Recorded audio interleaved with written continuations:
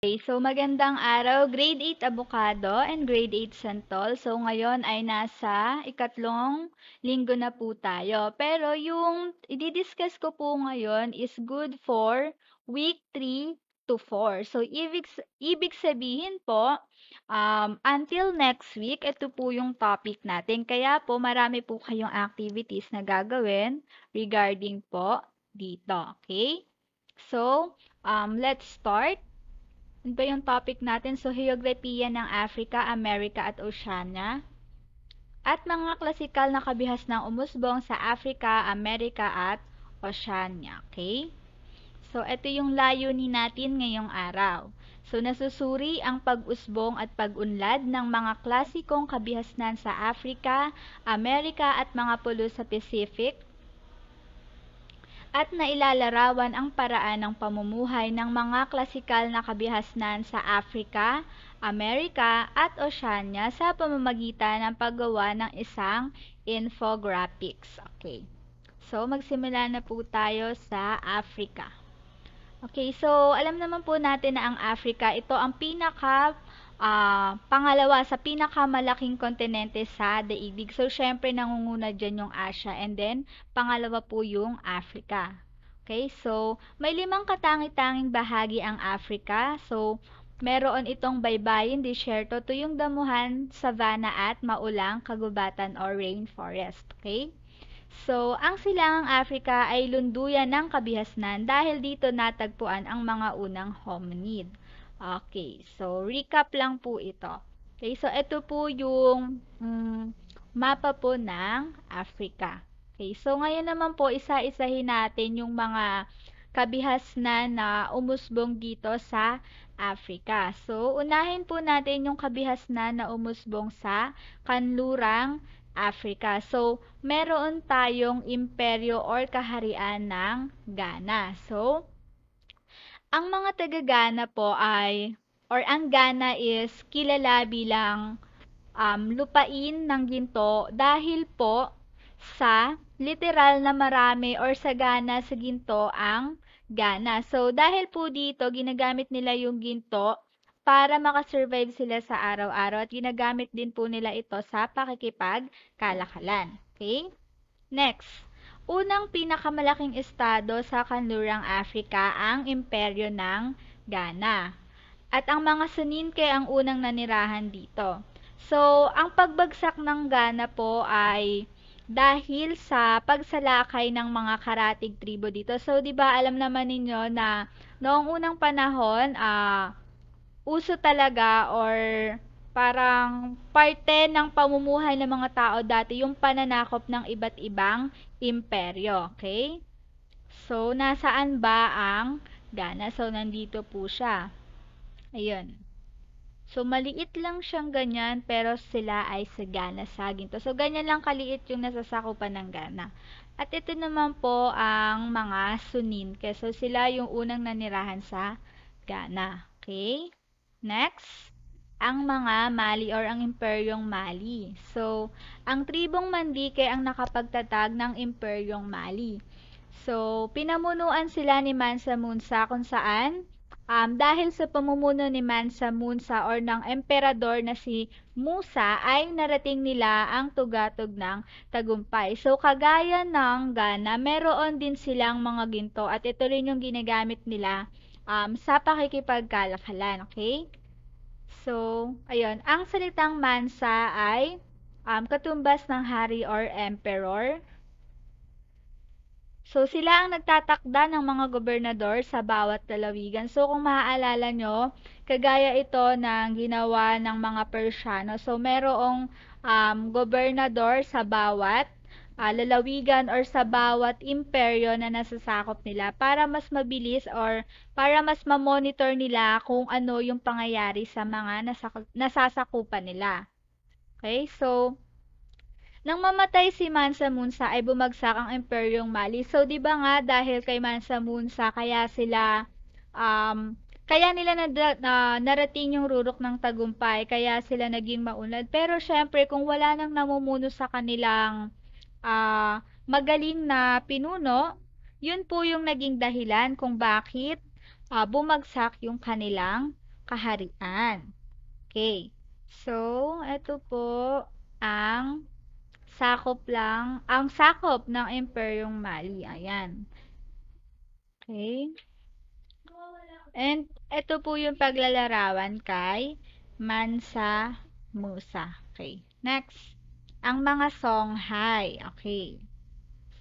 So, si Suni Ali at Askia Muhammad I ang mga tanyag ngunit malupit na pinuno ng Songhai. Okay?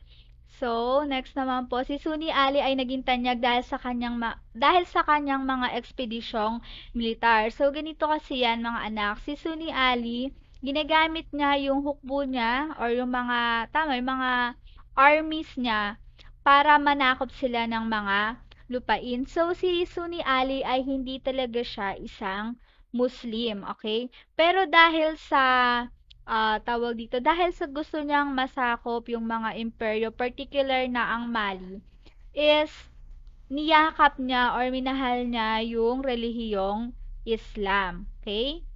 And next po, si Askia Muhammad I naman ang pumalit sa anak ni Suni Ali nang ito ay mamatay. So, hindi rin gaano nagtagal yung pamumuno ng anak ni Suni Ali. So, pinalitan siya ni Askia Muhammad I. So, ang laki ng naging gampanin ni Askia Muhammad I dahil po siya yung nagpatuloy sa pagpapalawak ng imperyo ng Songhai.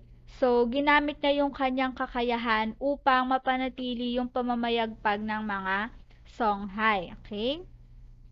So, si Askia rin po ang nagpalaganap ng Islam. So, pinagpatuloy niya kung ano man yung nasimula ni Suni Ali. At syempre, ang pagbagsak ng imperyo nila ay dahil po sa naging labanan sa pagitan ng Songhai at Morocco. Okay? So, ito naman yung naging sakop ng Songhai. So, kung makikita nyo, mas malawak yung sakop nila. From Ghana, kakarampot lang. Ito yung sa part ng Mali. And ito, nasakop nila yan, ng mga Songhai. So, sila yung namuno dyan. Okay. So, ito po si Suni Ali at ito naman po si Askia Muhammad I. Okay. So, ngayon naman po talakayin natin or isa-isahin natin yung mga kabihas ng klasikal sa Silangang Africa. So, kanina na sa Kanlurang Africa, ngayon naman po sa Silangang Africa. So, una na po dyan ang imperyo or kaharian ng Kush. Okay, so narating nila ang tugatog ng tagumpay dahil sa taglay na yaman ng kanilang lupain. So, 'di ba, ang isang imperyo kapag nasa kanila lahat ng resources, sila yung angat sa lahat, sila yung merong kakayahan para manakop dahil marami silang resources na pwedeng gamitin. Okay? Ikinalakal nila ang mga kagamitan at sandata na yari sa bakal. So, ganyan yung naging means of living nila, yung pakikipagkalakalan. At nakagawa rin sila ng mga palayok at mga pangdekorasyon. Bumagsak ang Kush dahil hindi nila nakontrol ang kalakalan at sinakop sila ng mga Aksum. Okay, so, nasan ba ang imperyo ng Kush? So, nandito siya. Okay, nasa silangan bahagi siya ng Africa. Okay, next ang mga Aksum. Okay, so, sila ay makapangyarihan dahil kontrolado nila ang kalakalan sa pagitan ng mga Arabo at Persiano. So, kagaya ng nabanggit dito, dahil nasakop ng mga Aksum ang Kush, sila na yung nag-take over sa pagkontrol ng kalakalan, okay, sa pagitan ng Arabo at Persiano.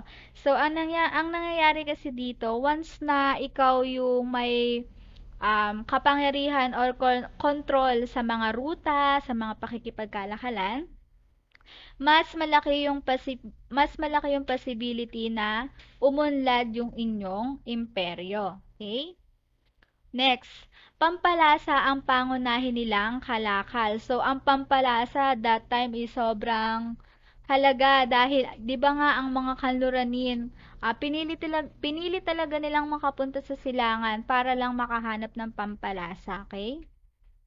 Next, ang mga pinuno ng Aksum ay mga Kristiyano. So, kung ang mga Songhai ang pinuno nila is mga Muslim or ang relihiyon nila ay Islam, ito namang mga Aksum ay mga Kristiyano yung naging pinuno nila. Okay? So, nagkaroon ng suliraning pangkapaligiran dito kaya nawala ang kasaganahan sa lupain. So, di ba nga dahil pampalasa yung kanilang pangunahing kalakal at nung nagkaroon ng suliraning pangkapaligiran, nawala na yung nutrients sa mga lupain.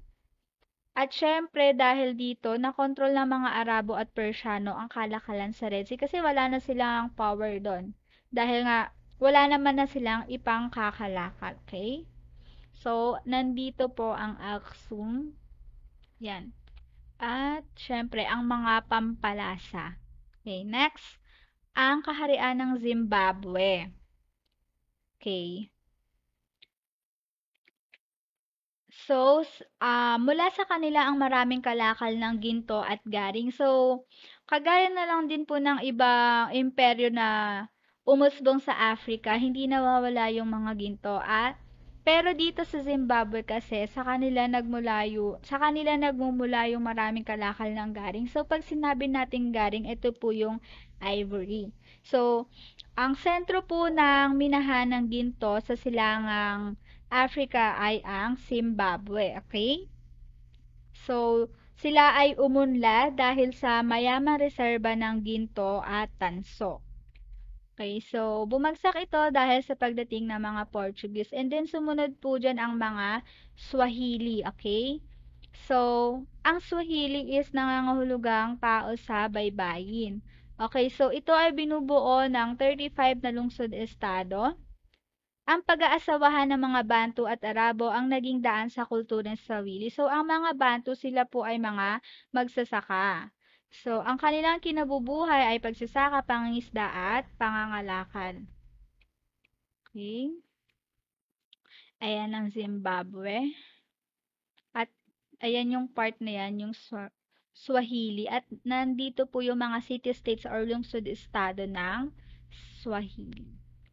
Okay, next. So, ang larawan po na ito ay mapa po ito ng North America at ito naman po sa South America. So ngayon po tatalakay naman natin kung ano yung mga kabihas ng umusbong sa Mesoamerica. Okay? So let's start. So una, mga kabihas ng klasikal sa Amerika. So una na dyan ang mga Olmec. Okay? So, ang mga Olmec ay tinaguri ang Mother of Civilization of Mesoamerica. Okay? So, sila ang tinuturing na kauna-unahang kabihasnan sa kanlurang hemisphere na nagkaroon ng sistema ng pagsulat.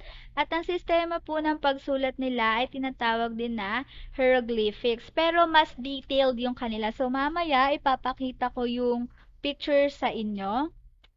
Okay?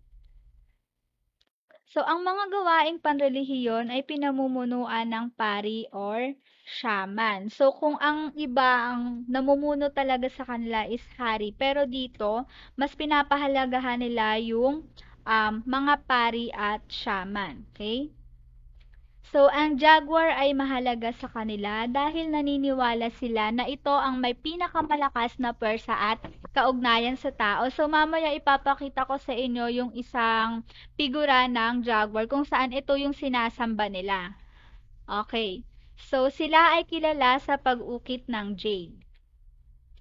At sila ay naglaho dahil sa nangyaring pagbabago sa kapaligiran. So, hindi sila nakasurvive dahil hindi nila na-adapt kung ano yung nangyaring pagbabago sa kanilang kapaligiran. Okay, so nasaan nga ba ang teritoryo ng mga Olmec? So, eto po sila. Nasa may laylayan na sila, okay? Ito naman, yung kaninang sinabi ko, mas detailed yun sa hieroglyphics ng Olmec. So, ito yung actual na picture talaga ng hieroglyphics. Pero ito yung interpretation. Okay. Next, ito po yung figura ng jaguar kung saan ito yung sinasamba nila.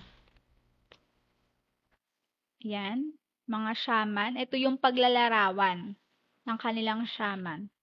At ito po yung mga ginawa nila or gawa nila na inukit nila mula sa jade. Yan. Next, ang mga Mayan. Okay? So, sila ay tinaguri ang Greeks of America. So, naniniwala sila sa ritual ng pagpapahirap sa sarili at pagsasakripisyo ng buhay. So, ang mga Mayan po na nag-aalay sila ng buhay ng tao para sa kanilang hari. Dahil naniniwala sila na kapag nag-alay sila ng buhay ng tao is mapapanumbalik yung sigla, mapapanumbalik yung lakas at yung saganang pamumuhay para sa kanila. So, kung titignan natin ngayon, yung ganong practice ay hindi tinotolerate. Hindi na siya tinotolerate dahil may batas na tayo. So, yung pagpatay or pag-aalay ng buhay ng tao is kinukonsider na as murder, okay? So, nilinang nila ang sistema ng irigasyon at pagtatanim upang masuportahan ang kanilang pangangailangan. So, dahil sa pagdami ng populasyon dito ay nagbunga ito ng kakulangan sa pagkain. At dahil sa kulang yung pagkain para sa mamamayan, nag-alsa yung mga mamamayan dito at dumating ang mga mananakop na Toltec. So, yung particular na inaalay na buhay ng tao dito sa mga Mayan is mga babies. So, hinuhulog nila yung mga sanggol sa tinatawag nilang cenotes, okay? So, yung cenotes, isa siyang kuweba na may tubig. Paano ko ba i-explain? Basta, isa siyang cave, tapos parang may tubig doon.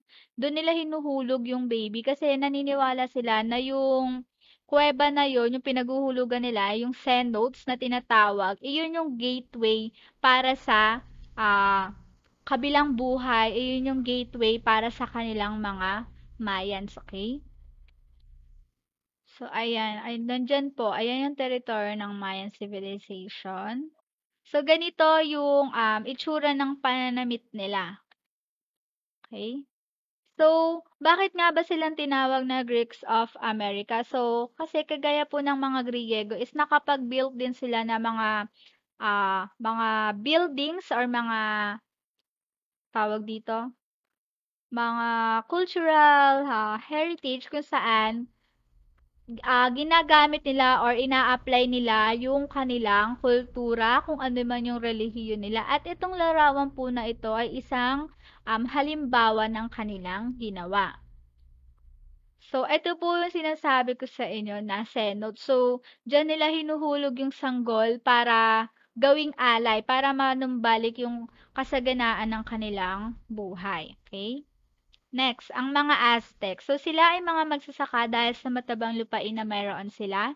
So, upang matugunan ng kanilang pagkain, ay natutunan nila na gumawa ng chimampa or floating garden. So, barter system ang gamit ng mga Aztec sa pakikipagkalakalan. At sila ay sumasamba sa mga Diyos ng kalikasan. So, nagdaraos rin sila ng sakripisyo bilang alay sa kanilang mga Diyos. So, kagaya ng mga Mayans, nag-aalay rin sila ng buhay ng tao. Okay? Para rin sa kanilang mga Diyos. So, uso talaga sa kanila yung pag-aalay ng buhay ng tao. Okay? So, ito po yung halimbawa ng floating garden which is until now ay pinapractice pa rin ngayon sa Amerika. Okay? And ito po yung isang paglalarawan ng pag-aalay ng buhay. So, way back high school, ang sabi ng teacher namin, ang ginagawa dyan is yung dugo ng tao, dito sa mga Aztec, yung dugo ng tao, binubuhos yun sa paligid ng palasyo.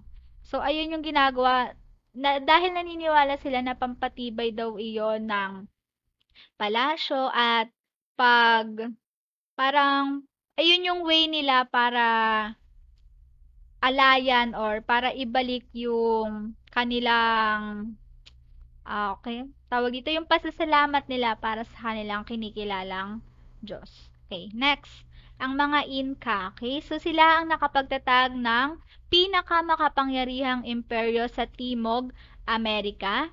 So, nagpagawa sila ng mga nakalambiting tulay kung saan ito yung ginamit nila upang makontrol ang kanilang nasasakupan. Okay, so Kipu ang tawag sa sistema ng pagbilang nila. At si Viracocha ang kanilang pangunahing Diyos na pinaniniwalaan nilang gumawa ng araw at buwan. At humina ang imperyo nila dahil sa pagkamatay ng libu-libong kawal mula sa digmaan. So, ito po si Pakakuti, kung saan silang, at saka ito si Topa Inca. So, silang dalawa yung nagpagawa ng mga nakalambiting tulay. At ito po yung tinatawag na kipu.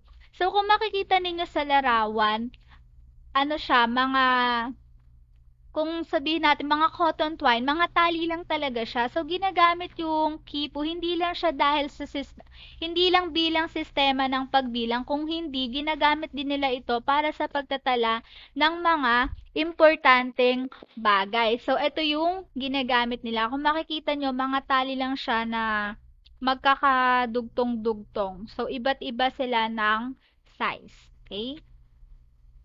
So, eto po si Viracocha, yung pinaniniwalaan nilang Diyos na gumawa ng araw at buwan.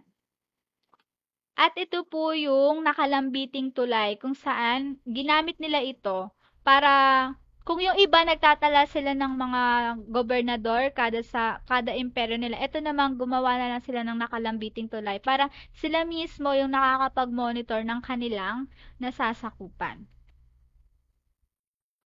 So, kagaya po ng Mayan, ng Aztec at ng dalawang imperyo na yon or ng dalawang kabihasnan na yon, ang Inca rin po ay nag-aalay rin po ng buhay ng tao at isa po ito sa paglalarawan na iyon. Okay? So, para sa kanila, normal lang yung pag-aalay ng buhay ng tao dahil naniniwala nga sila na ito lang yung way nila para maibalik yung sigla. Lalo na kapag nagkakaroon ng tagutom, nag-aalay sila ng buhay ng bata kasi naniniwala sila na ang mga bata sila yung pinaka-pure na nilalang para ibalik or ialay sa kanilang Diyos. Okay. So, last one po is yung mga kabihasnan na umusbong sa Oceania. So, yung Oceania ang tawag, yun po yung tawag sa mga kapuluan na nasa may Pacific Ocean. Okay? So, first is yung Melanesia. So, tinatawag na itim na pulo. So, wala silang kaugnayan sa Micronesia at Polynesia, ngunit sila ay may kaugnayan sa mga tao sa Silangang Asya. So, Papuan ang tawag sa mga taga-Melanesia. At ang kanilang hanapbuhay ay pagsasaka, pangingisda at pangangalakal. So, heto po ang Melanesia. Okay. So, by the way, ang Australia po ay kasama sa Oceania. So, alam naman natin na ang Australia ay isa sa kontinente, okay? Sa ating daigdig.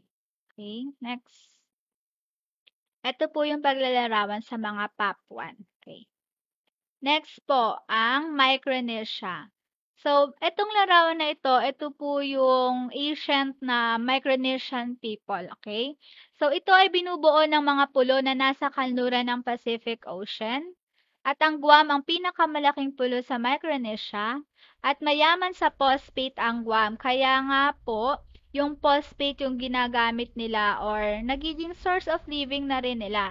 Pero ang malaking kita po nila is nagmumula sa militar.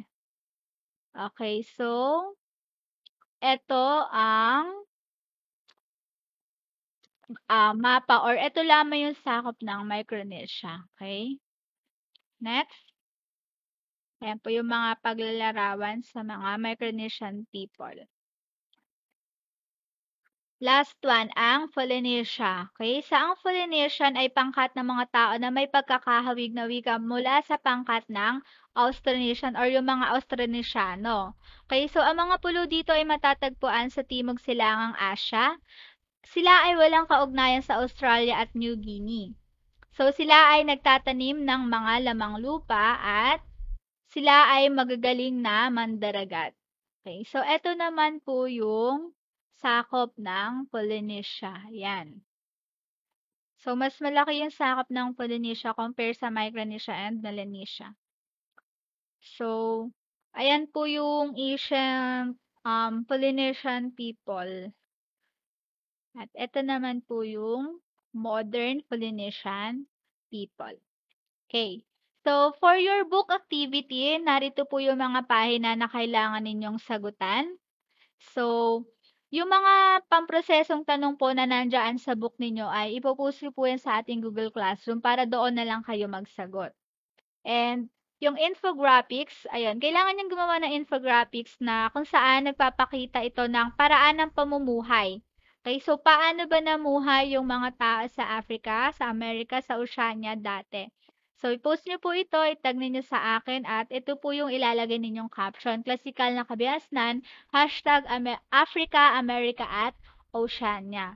So, yung gawa po ninyo is hintayin ko po until December 11. So, 40 points po iyon. So, paano nyo makukuha yung 40 points? So, 10 points yung creativity, 10 points yung mga impormasyon or gaano kaayos ninyong nailahad yung impormasyon.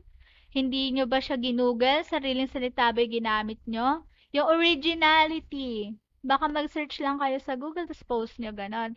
So, kapag ganun po ginawa nyo, automatically, 0 po yung originality ninyo. And syempre, kasama po dyan yung pagpapasa ninyo on time. So, 10 points din po yun. So, makakakuha kayo ng 40 points. So, if ever na may question pa po kayo, i-chat nyo lang po ako. So, yun lang po. Thank you and God bless.